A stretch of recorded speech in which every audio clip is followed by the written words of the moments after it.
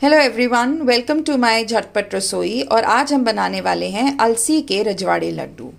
इसके लिए हमें क्या क्या इंग्रेडिएंट्स चाहिए आप देख लीजिए। सबसे पहला इंग्रेडिएंट है अलसी, which is also known as flax seeds. जो फ्लेक्स सीड्स हैं ये सुपर फूड है और बहुत ही rich source of protein, fibre और ओमेगा 3 हैं। ये फुली लोडेड विद न्यूट्रिएंट्स हैं और ये हेल्प करते हैं रिड्यूस करने में हमारा कोलेस्ट्रॉल, मेंटेन करने में हमारा बीपी, शुगर लेवल और बहुत सारे इसके फ़ायदे हैं। सेकंड मेन इंग्रेडिएंट है फॉक्स सीड्स, जो कि मखाने के नाम से जाना जाता है। ये rich, very very rich source of calcium, magnesium और भी बहुत कुछ है। और ये बहुत बहुत बहुत इम्पॉर्टेंट है for good bones and teeth. So it is very very good for our strength of bones and our teeth. उसके बाद आता है ये भुना हुआ चना। इसके तो हमें फ़ायदे पता ही हैं। ये मेजरली इम्पॉर्टेंट है हमारे आयरन कंटेंट के लिए हमारी बॉडी में। So it is also rich in protein and iron. ये देखेंगे ये सीसम सीड्स हैं जिसको कहा जाता है सफ़ेद तिल, और ये इसमें anti cancer properties, anti inflammatory properties और बहुत सारे इसके और फ़ायदे हैं। आमंड्स के बारे में आप जानते ही हैं। Almonds is loaded with antioxidants which helps us, जो कि इम्पॉर्टेंट है हमारे एंटी एजिंग के लिए, एंटी रिंकल्स के लिए।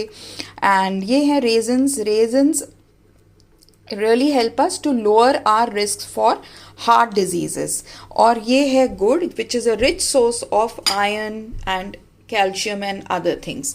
सो ये सारे इंग्रेडिएंट्स हैं और अब हम स्टार्ट करेंगे इसको बनाना। इसकी क्वांटिटीज़ मैं आपको जैसे जैसे बनाती जाऊंगी वैसे वैसे बताती जाऊंगी। So let's get started. आइए, इकट्ठे बनाएंगे तो अच्छा फटाफट बन जाएगा, अदरवाइज़ आप बाद में भी रेसिपी को रेफ़र कर सकते हैं। बहुत सारी रेसिपीज़ आती हैं बट ये मेरी पर्सनल रेसिपी है जिसको मैं फॉलो करती हूँ। मैंने भी कुछ कुछ सीखा है कहीं कहीं से, अपनी दादी से, अपनी नानी से, और उनकी अमेलगमेशन को करके जो मुझे ठीक लगा और क्विक लगा आज के टाइम से वो मैंने अपना लिया और मैं इसी तरह से बनाती हूँ। सो आइए अब हम बनाते हैं। सो अब मैंने गैस को ऑन कर दिया है और रख दी है कढ़ाई। आप कढ़ाई, पैन जिसमें भी आप कंफर्टेबल हैं वो रख दीजिए। अब हम इसमें डालेंगे, हम मीडियम फ्लेम पे रखेंगे और हम इसमें अब डालेंगे अलसी यानी कि फ्लेक्स सीड्स। ये अप्रॉक्सीमेटली 150 ग्राम टू 200 है। सो मैंने थोड़ी कम ली है। अगर आप चाहते हैं कि थोड़ा ज़्यादा लें, बिकॉज अलसी की जो तासीर होती है वो थोड़ी गर्म होती है और गर्म तासीर मुझे थोड़ा नहीं सूट करती, तो मैंने इस हिसाब से थोड़ा इसको क्वांटिटी को लो रखा है। बट अगर आपकी बॉडी टाइप को सूट करती है तो आप ज़्यादा भी डाल सकते। इसको आप कंटिन्यूएशन में भूनते रहिए और घुमाते रहिए, और जब तक वो क्रैकलिंग की वॉइस नहीं आती। आपने देखा होगा जब पॉपकॉर्न्स बनते हैं तो वो क्रैकल करते हैं, जब वो आवाज़ आएगी दैट मीन्स ये भून रही है। अब हम इसको हमें सबसे इम्पॉर्टेंट जो पार्ट है वो ये है कि हमें इसको ड्राई रोस्ट करना है। हमें इसमें बिल्कुल भी ऑयल नहीं डालना है, क्योंकि अलसी में इनबिल्ट ऑयल होता है। ये बहुत रिच सोर्स ऑफ, जैसे मैंने आपको बताया कि प्रोटीन, फाइबर और ओमेगा 3 होते हैं इसमें, तो इसमें अपना ही ऑयल बहुत होता है, इसलिए हमें ऑयल नहीं डालना। अगर आप सुनोगे अब इसकी क्रैकलिंग वॉइस आपको आ रही होगी, दैट मीन्स ये अच्छा सा भूनने लग गया है। इसकी खुशबू भी आने लग जाएगी धीरे धीरे, तो आपको लो से मीडियम फ्लेम पे ही इसको अच्छे से भून लेना है। तो ये मेरा ड्राई रोस्ट हो गया है और मैंने इसको ठंडा होने के लिए एक प्लेट में उतार दिया है और अब हम इसको साइड में रख देंगे। और अब हम नेक्स्ट इंग्रेडिएंट लेंगे जो कि है सफ़ेद तिल। सफ़ेद तिल अप्रॉक्सीमेटली 100 ग्राम्स हैं और हम इसको इसमें डाल देंगे और इसको भी हम ड्राई रोस्ट ही करेंगे और इसको भी हम लो टू मीडियम फ्लेम में ही ड्राई रोस्ट करेंगे। इसकी भी क्रैकलिंग वॉइस जब तक नहीं आती है आपने इसको नहीं उतारना है, बट आपने इसको कंटिन्यूएशन में घुमाते रहना है ताकि ये जले ना। तो आपने इसको लो टू मीडियम फ्लेम में ऐसे ऐसे चलाते रहना है। और इसकी भी जैसे पॉपकॉर्न की जलने की वो आती है, क्रैकलिंग वॉइस आती है, सेम इसकी भी आएगी। तब तक आप इसको ड्राई रोस्ट करते रहिए और एक बार ये ड्राई रोस्ट हो जाएगा तो हम इसको भी साइड में निकाल लेंगे। तो ये हमारा सेकंड इंग्रेडिएंट जो था, जो कि था सफ़ेद तिल या सीसम सीड्स, ये भी अच्छे से ड्राई रोस्ट हो गए हैं। सो इसमें हमने ख्याल रखना है जितनी क्रैकलिंग वॉइस फ्लैक्स सीड्स में आई थी या अलसी में आई थी उतनी नहीं आती। तो आपने देखना है ये हल्का गोल्डन ब्राउन हो जाएगा और थोड़ी थोड़ी ये आवाज़ सी आने लगेगी, या कई बार नहीं भी आती बिकॉज हमारी कढ़ाई वगैरह गर्म होते हैं। तो आपने अपने हिसाब से, ये आप कलर देख रहे हो, इसका कलर चेंज हो गया है, ये आपने उतार देने हैं और इसको भी ठंडा होने के लिए साइड पे रख देना है। तो अब हम अपना तीसरा इंग्रेडिएंट को ड्राई रोस्ट करेंगे। इसके लिए हमें थोड़ा सा, बिल्कुल थोड़ा सा ऑयल डालना पड़ेगा। ऑयल से मेरा मतलब है घी। तो ये काओ घी है जिसको मैंने हल्का सा, not even half a spoon, ये मैंने इसमें डाल दिया है। तो इसको हम अब फॉक्स सीड्स को इसमें डाल के इसको ड्राई रोस्ट कर देंगे। इसकी भी क्वांटिटी अप्रॉक्सीमेटली जो हमने ली है, मैंने तो रफली ली है, बट आप ले सकते हो अप्रॉक्सीमेटली 100 से 150 ग्राम। इसको अच्छे से बिल्कुल कम घी में, जितना कम घी डालोगे, और इसको आपने तब तक चलाते रहना है जब तक इसका हल्का सा क्रिस्पी ना हो जाए। ये जब हो जाएगा मैं आपको एक बार करके दिखाऊंगी कि किस तरह का क्रिस्प आना चाहिए, बिकॉज फाइनली इसको भी हमें ठंडा करके मिक्सी में चर्न करना है। सो ये हमारे फॉक्सीज यानी कि मखाने बिल्कुल ड्राई रोस्ट हो गए हैं। अगर आप देखो इनका हल्का हल्का कलर भी हो गया, तो मैंने इनको साइड में ठंडा होने के लिए रख दिया है। अब हमारा नेक्स्ट इंग्रेडिएंट है, हमने थोड़ा सा हाफ अ स्पून देसी घी इसमें डाला है और अब हम इसमें रोस्ट करेंगे जो हमारे ड्राई फ्रूट्स हैं। मेरे पास बादाम अवेलेबल थे तो मैंने बादाम को चॉप किया है थोड़ा थोड़ा दरदरा सा, और मैंने इसको इसमें डाल दिया है और हम इसको हल्का सा इसमें ड्राई रोस्ट कर देंगे। आप अपनी मर्ज़ी से भी डालना चाहते हैं, जो भी आपके पास अवेलेबल है, जैसे कि अखरोट डालना चाहते हैं, काजू डालना चाहते हैं और पिस्ता डालना चाहते हैं, जो भी डालना चाहते हैं आप उसमें डाल सकते हैं। ये थोड़े से इसमें पूरे बादाम रह गए थे तो मैं उसको थोड़ा सा काट देती हूँ। तो ये अब आप देखेंगे कि मेरा जो घी रोस्ट था ड्राई फ्रूट्स का वो हो गया है और मैंने इनको साइड में निकाल दिया है। अब हम इसको साइड में रख देंगे और अब टाइम आ गया है जो हमारे पहले इंग्रेडिएंट्स थे, जो कि मखाने, सफ़ेद तिल और अलसी, इन सबको हमें पीस लेना है। बट हमें एक चीज़ ध्यान रखनी है, हमें दरदरा पीसना है, हमें उसको महीन नहीं करना है बिल्कुल भी। और जो ये है रोस्टेड चना, भुना हुआ चना, इसको हमें ड्राई रोस्ट या कुछ करने की ज़रूरत नहीं है क्योंकि ये ऑलरेडी भुना हुआ है। सो अब हम अपने बाकी के इंग्रेडिएंट्स को पीस लेते हैं।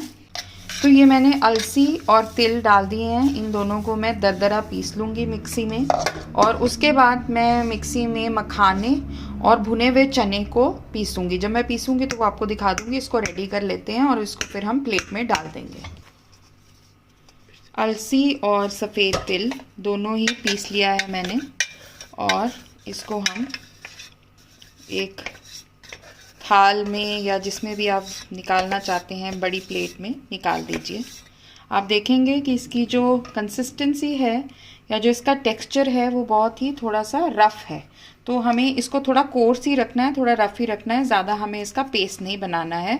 कीपिंग इन माइंड कि जो अलसी की नेचर है उसमें ऑयल है, ठीक है, तो हमें इसको इसी कंसिस्टेंसी या इसी टेक्सचर में रखना है।